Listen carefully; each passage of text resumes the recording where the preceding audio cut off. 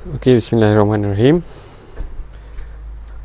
Assalamualaikum warahmatullahi wabarakatuh dan selamat petang pada semua murid-murid darjah 6. Hari ini kita akan sambung lagi semula pendidikan tauhid darjah 6. Kerana yang lepas kita dah belajar tentang 5 orang Rasul Ulul Azmi dan berapa Rasul, berapa Nabi yang perlu kita ketahui. Nabi ada 124,000 orang Nabi. Rasul yang perlu kita ketahui ada 313 orang Rasul. Dan Rasul yang wajib kita ketahui ada 25 orang. Ada berapa kelas? Ada 25 orang. Sebagaimana yang kita nyanyilah. Dulu ada lagu Raihan yang kita nyanyi, Adam, Idris, Nuh, Hud, Saleh, Ibrahim, Lut, Ismail, sampailah Nabi Muhammad. Itu dulu Okey, sekarang ni kita akan sambung semula pelajaran yang lepas. Kita sambung semula untuk Rasul Ulul Azmi. Yang awak boleh nampak kat sini adalah muka surat 23 muka surat 23.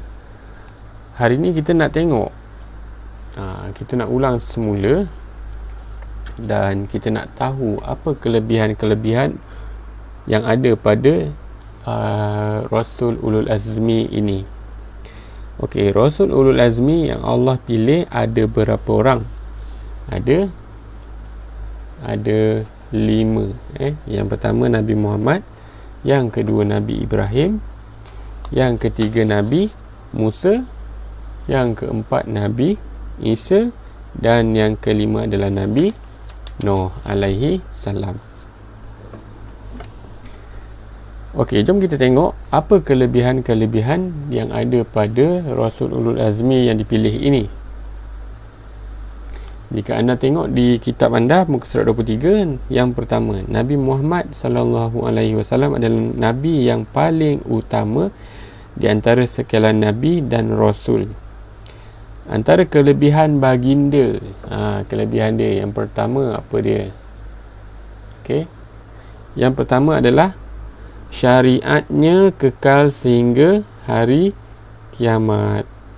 Syariatnya maknanya dia punya nasihat dia ke, ataupun tunjuk ajarnya ke, ataupun secara bertulis dia ke, secara lisannya ke, kekal hingga hari kiamat.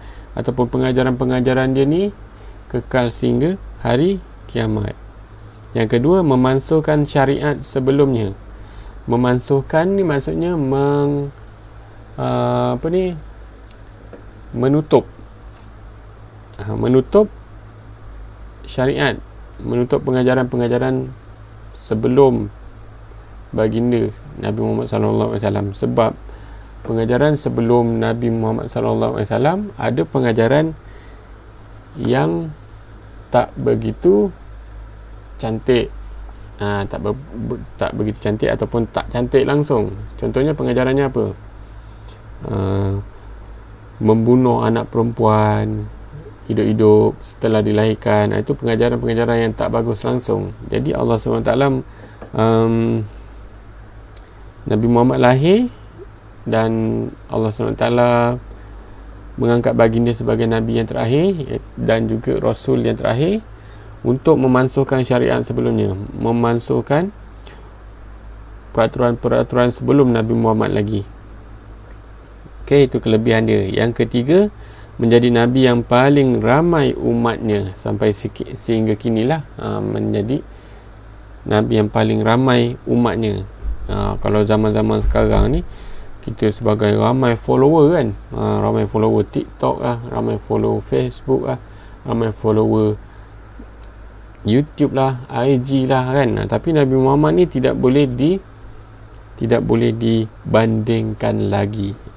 Menjadi paling ramai umatnya kat mana-mana, rata-rata dunia pun kenal. Kalau kita IG kita ke TikTok kita dekat Malaysia aja baru berapa kan, paling tidak pun macam contoh YouTube Syamil Shazli 2.4 million. Itu cuma kat Malaysia je. Tapi Nabi Muhammad paling ramai umatnya, paling ramai pengikutnya dekat dunia, bukannya dekat Malaysia je, dekat dunia. Bayangkan kalau kat Malaysia 2.4 bilion, kalau kat negara lain macam mana? Sebab kat Malaysia ni kecil je, dekat dunia ni besar. Malaysia kecil je, baru 2.4, tapi Nabi Muhammad ni satu dunia kenal. Macam tu. Kemudian yang ketiga, yang keempat, dapat memberi syafaat ketika faslul qada pada hari kiamat. Memberi syafaat kepada faslul qada maksudnya apa? Memberi kemudahan pada hari kiamat. Mana yang beriman kepada Nabi dan Rasul ataupun sentiasa berselawat kepada Rasulullah SAW, maka Nabi Muhammad pada hari kiamat akan memberi kemudahan bagi orang-orang yang sentiasa berselawat kepadanya lah. Itu contohnya. Contohnya susah nak masuk syurga, tetapi dia kat dunia banyak berselawat ke atas Nabi dan Rasul, berselawat kepada Nabi lah. Jadi Nabi tu menjadi tangga memudahkan dia masuk ke dalam syurga. Yang kelima, banyak kesukaran dan cabaran ketika berdakwah. Inilah Nabi dan Rasul yang paling banyak sekali kesukaran dan cabaran ketika berdakwah. Selesai untuk Nabi Muhammad. Kita pergi kepada Nabi Ibrahim. Kelebihan yang Allah berikan kepada Rasul Ulul Azmi yang bernama Nabi Ibrahim AS ni adalah, yang pertama, bersabar mentaati perintah Allah Ta'ala untuk menyembelih anaknya Nabi Ismail AS. Menyembelih anaknya Nabi Ismail alaihi salam pada zaman dulu. Kemudian yang kedua, bersabar ketika dicampak oleh kaumnya ke dalam api semasa pemerintahan Raja Namrud. Nabi Ibrahim ni dulu dicampak ke dalam api ketika pemerintahan Raja Namrud. Mengaku siapa Tuhan, tapi Nabi Ibrahim tetap kata Allah Subhanahu Wa Taala. Lalu Nabi Ibrahim pun dicampakkan ke dalam api. Itu contoh dia. Yang ketiga, Rasul Ulul Azmi yang ketiga yang ni iaitu Nabi Musa alaihissalam. Kelebihan dia bersabar di atas kezaliman Fir'aun dan kerenah Bani Israel terhadap baginda dan umatnya. Sejak Nabi Ulul Azmi ni adalah tentangan dan cabarannya dalam menegakkan dakwah Islam, menyebarkan syiar Islam. Kemudian yang keempat, Nabi Isa alaihissalam. Kelebihannya bersabar apabila disakiti oleh kaumnya sendiri sehingga hendak dibunuh, tetapi diangkat oleh Allah SWT ke langit, dan mereka hanya membunuh orang yang diserupakan dengannya sahaja.